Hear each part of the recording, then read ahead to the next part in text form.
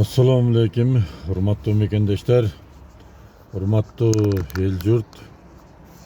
Бүгүн мына 7 январ, эртеменки саат 9.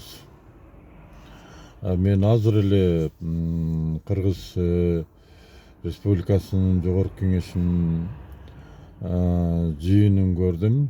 Булар жабык режимге чыгып кетти. Буну менен эмнени айтайын дедим. Мен эч качан ойлободум эле ушундай таза, ушундай коррупциялар менен күрөшүп жүргөн,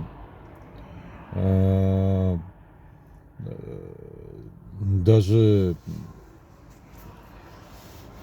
кумтөрдү уткан, мегакомду кайтарган, Кыргыз элине ушундай жакшы жумуштарды кылып аткан, өнүгүүлөрдү кылып аткан Садыр Нуркожоевич менен Камчыбек Кыдыршаевичке өтө таң калып атам. Мүмкүн булар ошондой тазадыр. Бирок мен өткөндө да айткам. Кыргыз мамлекетинин президенттик аппаратында көрүнбөй олтурган массондорду, же болбосо орус генералдарыны качан жоготосуңар деп. Өтө өкүнүчтүү. Садыр Нуркожоевич, эгерде сиз бүгүнкү күнү парламенттин колу менен зордоп, ташийт досуңузга окшоп, зөөкүрлөнүп, коркутуп, үркүтүп, ошо Путиндердин, массондордун айткандарын аткарып, казак мамлекетине куралдуу армия жөнөткөн болсоңор, мен силерге айтат элем, эч бир тарых кечирбейт. Кечирбейт. Силер Назарбаевди билесиңер ким экенин. Ал, конечно, мамлекети башка, бирок 30 жылдан бери казак элинин канын соруп келген ууру кескилер. Мисалы үчүн, эч бир диктатор мынчалык беспощадный болгон эмес. Казак эли итке минип калды. Мен силерди адакамчылар, сабатсыз десе, мен туура ардандым.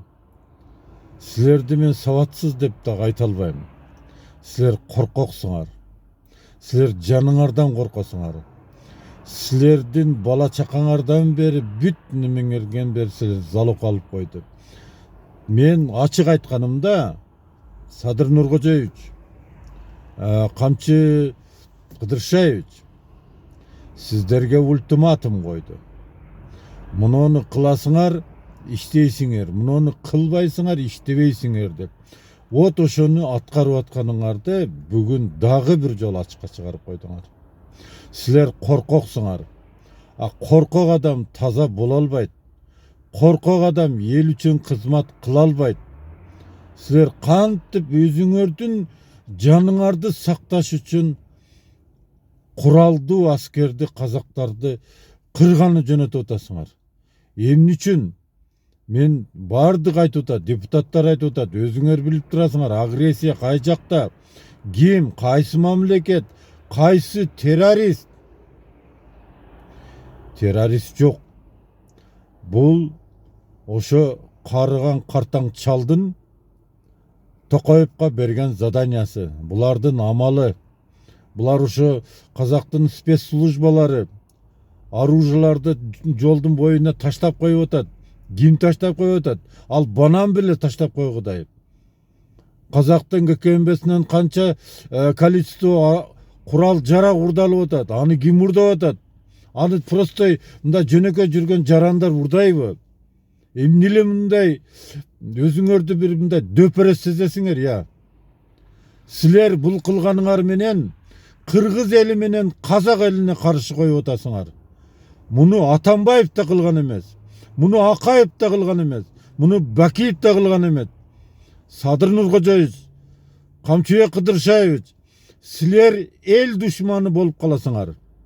Эгерде куралдуу күч Казак Республикасына кирсе, Кыргызстандын куралдуу күчү, силер эл душманы болосуңар. Бүгүн болбосоңор дагы мезгил келет, bunun için жооп бересиңер. Мен кыргыз жараны катары айтам. Мен силердей эле боордош казак элине күйөм. Бирок мен өзүмдүн жанымды сакташ үчүн мамлекетке тукуруп вооруженный аскер киргизбейт болчумун. Андан көрө Камчыбек Кыдыршаев, Садыр Нуркожоевич, постуңарды тапшыргыла дагы чыгып кеткениңер силер үчүн өтө чоң достижение болот. Силер мындай мезгилде элдин уулу болуп каласыңар. Бирок аны кылбайт окшойсуңар. Анда силер эл душманы болуп каласыңар. Не только Кыргызстандын. Силер казак элинин да душманы болуп каласыңар. Бирок кыргыз эли душман деп айтылбайт. Силердин колуңар менен депутаттарды бурап айттым эмне үчүн 54 партийный, 36 одномандатный де. Вот для чего было. Вот для чего была партийный системаны киргизген. Түшүндүңөрбү? Колуңардан келбейби? Ордуңарды тапшыргыла дагы кеткиле.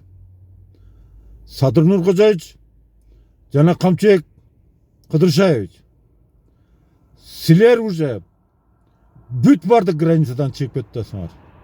Бүт бардык границадан чыгып кетесиңер.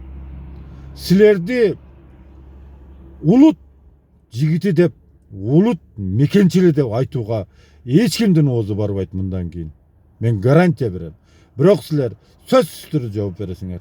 Сөзсүз түрдө бул эле эмес, бардык кылмышыңар үчүн жооп бересиңер.